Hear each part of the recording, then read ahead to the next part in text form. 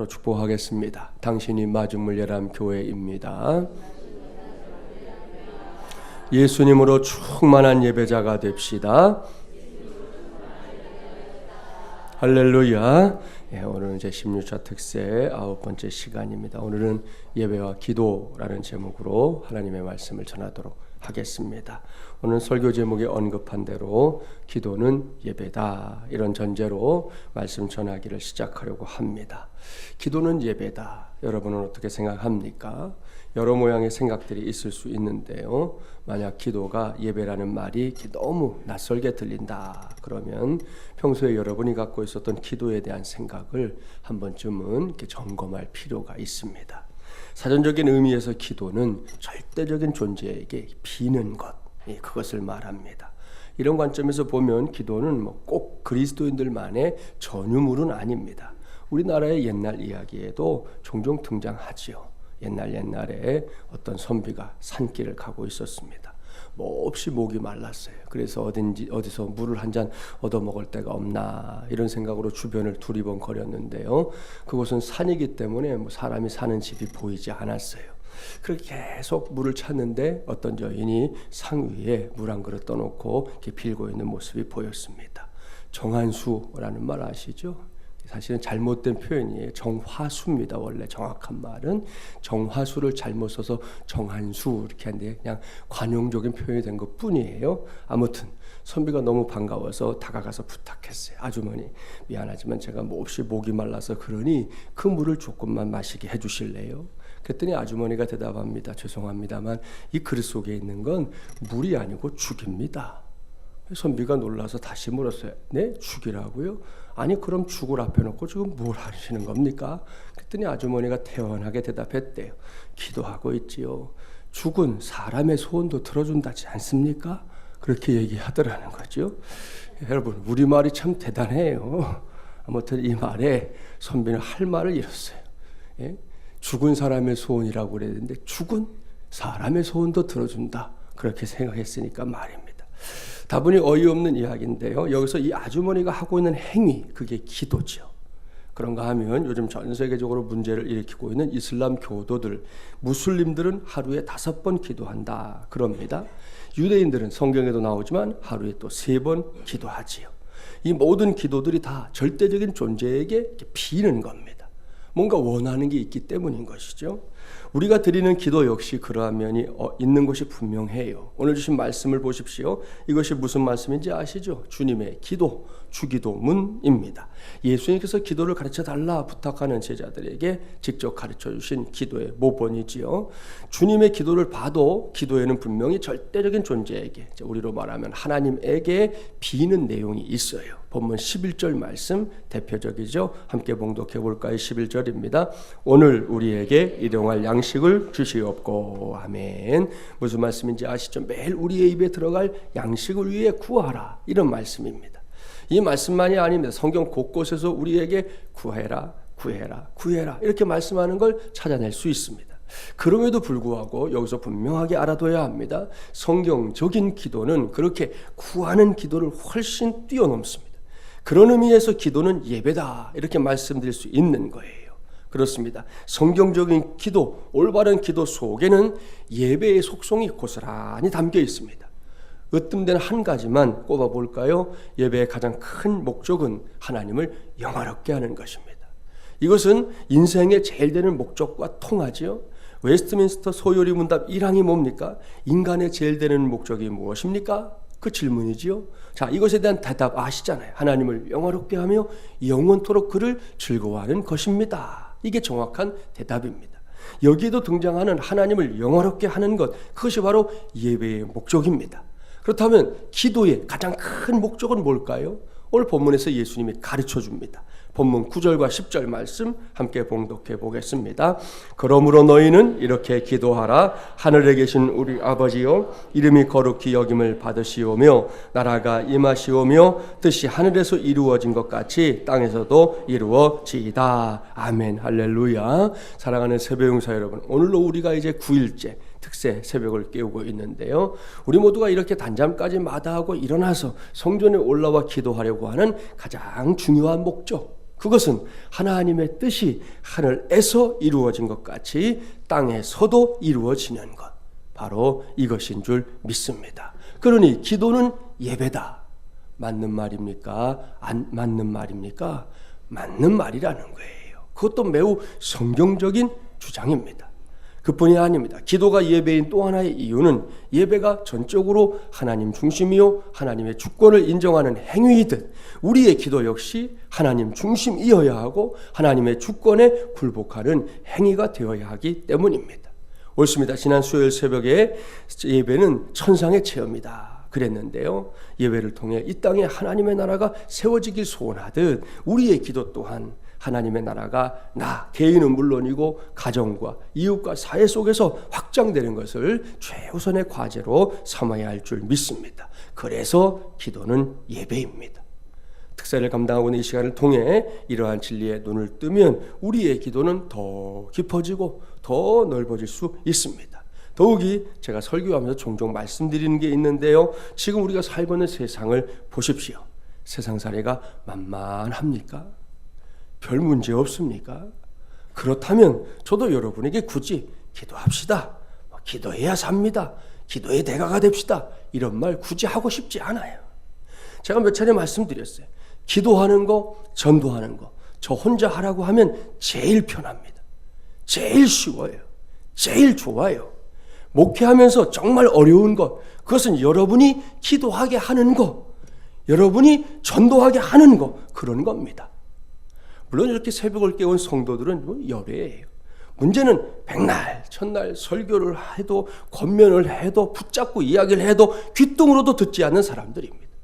여러분, 기도와 전도 목사 좋으라고 하는 겁니까? 김진철 목사가 김진철 목사를 위해 기도해달라고 여러분에게 특세를 하자고 하는 건가요? 아니잖아요. 그건 성도로서 마땅한 본분이고요. 여러분 자신을 위해서 지금 기도할 일들이 많으니 기도합시다 그러는 거잖아요. 그런데도 말을 안 듣는 사람들은 막 끝까지 안 들어요. 그러다가 언젠가 하나님께서 직접 손 대실 때 그제야 그때 이렇게 할 걸, 그때 저렇게 할 걸, 껄껄껄 이렇게 후회하는 경우 목회하면서 종종 봤습니다. 그걸 알기 때문에 이 시간에 김준철 목사가 새벽윤사인 여러분 모두에게 신신당부합니다. 제 16자 특세 지금처럼 최선을 다해 달려가기 바랍니다.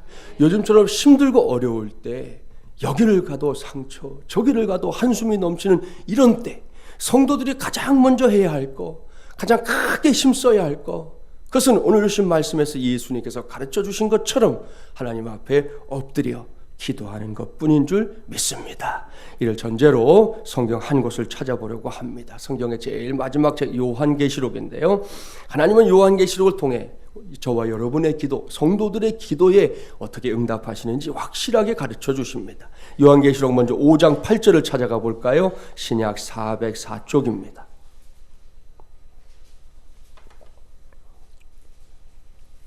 요한계시록 5장 8절 말씀, 신약 404쪽 함께 봉독해 보겠습니다. 그 두루마리를 취하심에 내 생물과 24장로들이 그 어린 양 앞에 엎드려 각각 검은고와 향이 가득한 금대접을 가졌으니 이 향은 성도의 기도들이라. 아멘. 여기서 성도의 기도를, 그러니까 저와 여러분의 기도를 어떻게 묘사하고 있는지 보세요.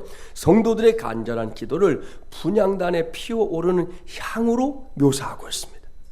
기도를 이렇게 묘사하는 건 시편 141편 2절에서도 발견할 수 있어요. 나의 기도가 주의 앞에 분향함과 같이 되며 나의 손 드는 것이 저녁 제사같이 되게 하소서 그랬습니다. 보십시오. 시편에서도 이 분향단 앞에서 분향하는 것, 그것이 기도다, 그렇게 설명하고 있습니다. 이것은 쉽게 말하면 성도의 기도가 이제 향기가 되어서 하나님께 올라간다, 이런 의미지요. 여기서 우리는 오늘 예배와 일맥상통하는 기도와 관련해서 적어도 두 가지의 교훈을 꼭 확인해야 합니다. 첫째, 하나님은 자기 백성의 기도를 낭비하지 않으신다. 둘째, 하나님의 뜻대로 하는 기도라면 반드시 갚아주신다. 믿습니까? 할렐루야. 그렇습니다. 저도 그렇고 여러분도 그렇고 지금까지 신앙생활 하면서 기도했던 것들을 쭉 한번 떠올려 보세요. 어떤 것은 응답받았고 어떤 것은 아직 응답받지 못했을 겁니다. 그 중에는 또 기도하다가 우리 편에서 포기하고 접어버린 기도도 있을 겁니다. 이번 특세를 코앞에 둔 지난 3월 3일 주일에 집사님 한 분이 아침에 저를 만나서는 흥분하며 말했어요. 목사님 놀라운 일이 일어났어요. 딸 아무개에 관한 기도 제목, 이번 특세 기도 제목에 제가 이렇게 써서 낸 거 아시죠? 알죠. 제가 기도 카드 접수해서 벌써 쭉 읽어봤습니다. 제가 그렇게 대답했던 집사님이 말을 이어가는 거예요. 목사님, 저는 그 기도 카드 써서 내놓고 사실 아직 제대로 기도도 하지 못했습니다. 그런데 하나님께서 벌써 응답을 주셨어요. 저는 그 응답이 올 연말쯤이나 오려나 그때라도 응답 주시면 좋겠다 생각했고 딸아이도 그렇게 생각했는데 어제 그 응답이 와버렸어요. 목사님, 그러는 거예요. 할렐루야. 저는 그 집사님과 함께 하나님께 영광 돌렸습니다. 특세를 시작하고 나서 지난주 금요일에 만난 권사님 한 분도 특세의 기도 제목이 특세가 시작하는 그날에 정확하게 맞춰서 응답을 받았다고 기뻐하며 제게 말해 주었습니다. 그런가 하면 이번 특세에도 열심히 새벽을 깨우고 있는 한 집사님, 지난 주간에 사업장에 고민거리가 있으니 한번 와달라 신방을 요청했어요. 그곳에 가서 함께 예배하면서 말씀 나누고 간절하게 기도했는데요. 그날 바로 응답이 왔어요. 그 집사님이 제게 보낸 카톡에 남긴 표현을 그대로 빌리면 주님의 초고속 응답입니다. 그랬어요. 전 또 이런 얘기는 처음 들어봤어요. 하여튼 주님의 초고속 응답. 사랑하는 여러분, 여기까지 말씀드린 건 아직 일부 성도들의 간증일 뿐이에요. 앞으로도 이런저런 기도의 간증들이 제16차 특세를 감당하고 있는 우리 안에서 이어지게 될 줄 믿습니다. 그러나 100%는 아닐 거예요. 아직 응답의 때가 되지 않아 응답이 지연되는 경우가 있을 거고요. 그 시간이 너무 길어져서 그래서 세상 말로 삐쳐서 이제 이 기도 제목으로는 더 기도 안 해 이렇게 반응하는 성도들도 있을 수 있습니다. 혹 그런 성도들은 오늘 주신 말씀에서 우리에게 허락하신 이 두 가지의 교훈을 꼭 기억해 두십시오. 첫째, 하나님은 자기 백성의 기도를 낭비하지 않으신다. 둘째, 하나님의 뜻대로 하는 기도라면 반드시 갚아주신다. 이것이 하나님의 역사입니다. 그렇습니다. 응답이 안 됐다. 이제 더는 기도 안 해. 이것은 어디까지나 우리 편에서의 생각일 뿐이라는 말입니다. 그럴 때 우리가 알아야 할 건 우리가 그렇게 여기는 기도의 향기가 지금 어디에 있는가? 바로 이것이에요. 투덜거릴 때 왜 투덜거려요? 내가 기도했기 때문에 투덜거리는 거예요. 기도하는 사람은 투덜거릴 자격도 안 되니까 안 해요. 아예. 투덜거리는 건 내가 기도했기 때문이거든요. 그럼 그 기도가 지금 어디에 있냐 이거예요. 제가 단언합니다.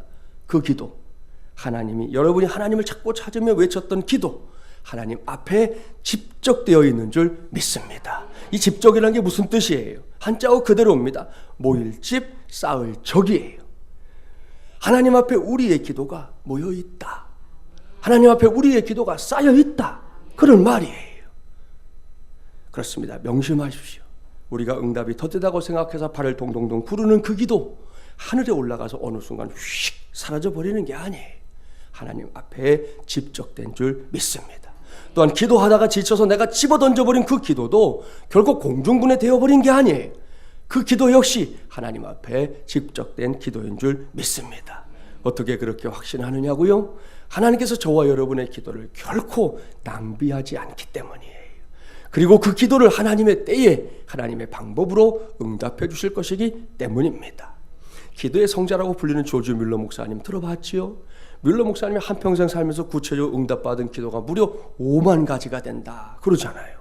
그랬던 목사님이 가장 오랫동안 기도한 기도 제목이 있었어요. 그것은 어릴 때부터 친구였던 절친 5명이 있었는데 이 5명의 구원 문제였습니다.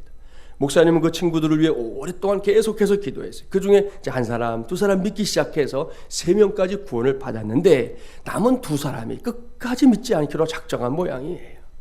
목사님은 남은 2 친구를 위해 무려 52년 동안이나 기도했습니다. 하지만 헛수고였어요. 노년이 되어 병석에 누운 목사님, 인생의 마지막이 다가오는 것을 느끼고는 마지막 남은 힘을 다해 사랑하는 교회에서 설교하기를 원했습니다. 그렇게 해서 마지막 설교를 하던 날 그 둘 중에 1명 안 믿는 친구가 우연히 그 자리에 참석했다가 목사님의 설교를 듣고는 회개하고 예수님을 믿게 됐습니다. 할렐루야. 그런데 목사님은 안타깝게도 마지막 남은 한 친구의 회심은 보지 못하고 천국을 갔어요. 그때까지 믿지 않던 친구가 목사님의 세상을 떠났다는 소식을 전해 듣게 됩니다. 그리고 목사님이 자기를 위해 평생 무려 52년이나 기도했다는 것까지 알게 됐습니다. 결국 목사님이 세상을 떠난 후 그 해에 이 친구가 예수님을 믿게 됐어요. 그뿐이 아닙니다. 이 친구는 예수님을 믿은 후에 영국 전역을 순회하면서 간증했어요. 뮬러 목사님의 기도는 모두 응답되었습니다. 그리고 제가 그 최후의 응답입니다. 그렇게 간증했습니다. 할렐루야. 앞서 잠깐 언급한 대로 우리 중에는 기도 응답이 더뎌서 속이 터지는 성도가 있을지 몰라요. 거기서 더 나가는 경우에는 진짜 하나님께 삐쳐서 혹은 빈정이 상해서 더는 그 기도 하지 않을 거야, 이를 악무는 사람들도 있을 거라니까요. 그래서 여기서 당부합니다. 꼭 그렇게 해야겠다면 조지 뮬러 목사님처럼 그래도 52년 정도는 기도하고 나서 그렇게 하란 말이에요. 그저 특세 한 번 하고 응답 못 받았다고 집어던지지 말고 1년 기도해보고 응답 안 되니 나는 더 안 해, 그러지 말고 이 모분이 하나 있잖아요. 기준을 하나 세워놓고 하나님이 불러가셨잖아요. 52년은 기도하고 그리고 응답이 없거든 난 그때서야 포기해도 늦지 않단 말입니다. 기도의 성자라고 불리는 목사님도 그런 기도의 사람도 응답을 받지 못해 52년을 기다렸는데 우리가 뭐라고 그 정도도 해보지 않고 투덜거린단 말입니까? 그러지 말자는 겁니다. 그 이유 다시 반복합니다. 두 가지 교훈 때문이라니까요. 첫째, 하나님은 자기 백성의 기도를 낭비하지 않으신다. 둘째, 하나님의 뜻대로 하는 기도라면 반드시 갚아주신다. 할렐루야. 이것을 굳게 믿고 기도하십시오. 여러분의 생각이나 감정, 기대나 계획에 따라 기도하지 말고 하나님을 예배하는 예배자, 그것도 성령 충만한 예배자의 심정으로 하나님께 기도하자는 말입니다. 예수님의 시대는 물론이고 지나간 2000년의 기독교 역사를 한번 좀 쭉 살펴보세요. 예수님의 시대는 뭐 말할 것도 없고요. 그 이후로도 또 오늘날까지 하나님의 역사가 일어나는 곳에 결코 빠지지 않는 것, 그것은 바로 기도였습니다. 일례로 예수님께서 제자들을 선택할 때 그냥 눈에 보이는 대로 뭐 선택한 줄 압니까? 아니에요. 우연히 뭐 베드로가 있는 그 갈릴리 호수를 갔기 때문에 선택된 줄 아세요? 아니에요. 누가복음 6장 12절 13절 말씀 들어보세요. 이때 예수께서 기도하시러 산으로 가서 밤이 새도록 하나님께 기도하시고 밝음에 그 제자들을 부르사 그 중에서 12를 택하여 사도라 칭하셨으니 그랬습니다. 보십시오. 예수님이 뭐라고 했어요? 우리 식으로 말하면 기도, 산기도 하신 거잖아요. 그것도 철야 기도의 방식으로 기도하셨다는 거예요. 그렇다면 우리가 기도하는 거 당연한 일 아닙니까? 혹 누군가가 뜯어 말려도 아니야, 난 기도해야 해, 난 기도를 쉴 수 없는 예배자야, 이렇게 해야 하는 거 아니냐는 거예요. 꼭 그렇게 할 수 있는 저와 여러분이 되기를 바랍니다. 예수님도 그렇게 기도가 난 다음에서야 제자들을 선택했다니까요.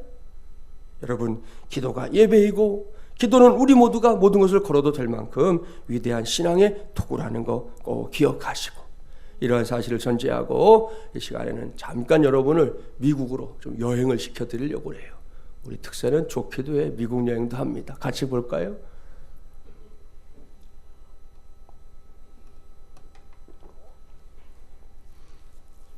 후보들이 계곡을 막으며 생긴 호수가 바로 세계 최대의 이봉호수인 이봉호수다. 네바다, 아리조나, 캘리포니아의 전력을 공급하는 후보댐은 라스베이거스 도시 형성에도 지대한 영향을 끼쳤다. 이 댐의 건설에 투입된 수많은 노동 인력이 1930년대 도시 성장의 원동력이었다.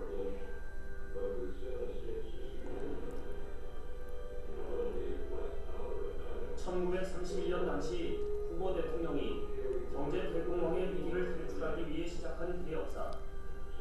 공사 당시 폭파시킨 바위의 양만도 기억만 기분으로 만리장성 하나를 쌓고도 남을 엄청난 양이라고 한다.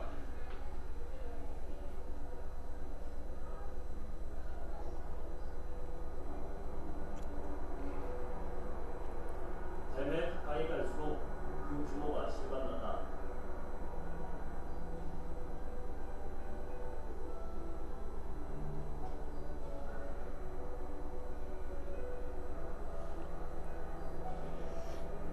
(1930년대) 만들어져 오늘날까지도 현대 미국의 7대 건축물 중 하나로 꼽힌다니 댐 하나가 세계의 관광객을 불러 모으는 명소가 된 이유를 알 것 같았다. 잘 보셨죠? 동영상에 소개한 대로 이 댐은 미국 네바다주에 있는 후보댐입니다. 젊은 이 토목공학도였던 이 아더 파월 데이비스라고 하는 그 젊은이의 열정으로 건설이 됐는데요. 이 수력발전소는 당시로서는 유례가 없는 대형 댐이었습니다. 지금도 금방 소개한 대로 네바다주, 애리조나주, 캘리포니아주에 있는 11개 도시에 수백만 명의 시민들이 그 혜택을 입고 있습니다.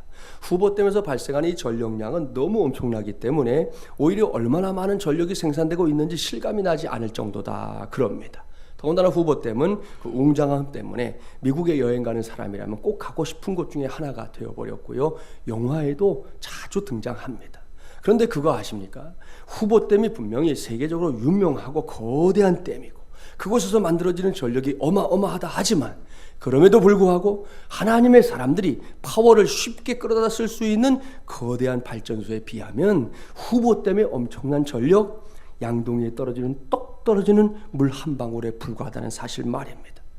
그렇습니다. 하나님께서는 저와 여러분에게 후보댐과는 비교도 할 수 없는 엄청난 발전소를 아주 일찌감치 허락해 주셨어요. 그 발전소가 어떤 발전소냐? 그 발전소의 이름은 기도입니다. 오늘 이 새벽 우리 모두가 힘쓰려고 하는 그 기도 말입니다. 하나님께서 그 기도를 통해 우리의 삶에도 또 오늘도 놀랍고 엄청난 전력을 공급해 주시려고 우리 모두를 이 새벽에 깨우신 줄 믿습니다. 발전소 여러분 전력이 딱 끊어지면 세상이 먹통이 되잖아요. 아무것도 못하는 거예요. 기도의 발전소가 끊어지면 우리의 삶도 똑같습니다. 오늘 이 새벽에 하나님이 돌려주시는 그 발전소로부터 우리의 공급해 주시는 영적인 전력을 우리 모두가 충분히 공급받고 쓰고도 남아서 또 나눌 수 있으면 얼마나 귀한 일이겠습니까? 그것을 해내는 우리 모두가 되기를 바랍니다. 여기서 우리의 선택이 분명해야 합니다. 세상은 분명히 특세에 참여하는 저와 여러분에게 삶을 낭비하고 있다 이렇게 말할 겁니다. 남들 다 자는 시간에 여기서 뭘 하고 있냐 그럴 거 아니에요. 그러나 우리는 알고 있습니다. 혹 잘 몰랐다면 오늘 반드시 알아두십시오. 예수 그리스도의 보혈로 구원받아 하나님의 자녀가 된 저와 여러분에게 하나님의 영광을 선포하는 예배와 하나님의 뜻을 이루는 기도는 가장 고귀한 시간이요 거룩한 낭비라는 거 말입니다. 그러한 믿음으로 오늘 이 새벽에는 우리의 예배인 기도를 분향단의 향처럼 하늘을 향해 높이 올려드리기 바랍니다. 분명하게 말씀드립니다. 그 향은 결코 사라지지 않습니다. 공중분해되는 거 아닙니다. 하나님의 보좌에 상달됩니다. 집적됩니다. 이러한 확신 가운데 오늘도 간절하게 기도하는, 그래서 또 다른 응답의 길 앞에 우뚝 서는 저와 여러분이 되기를 주님의 이름으로 간절히 축원합니다.